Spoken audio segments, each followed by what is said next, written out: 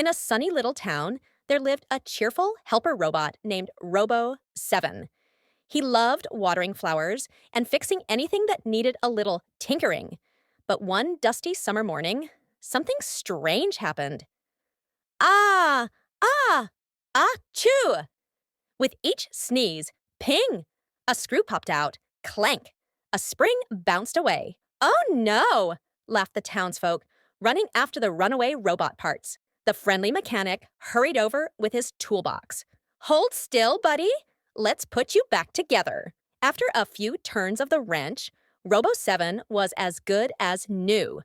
This time, he wore a tiny robot mask to keep out the dust. And with a happy beep boop, Robo7 went right back to his flowers.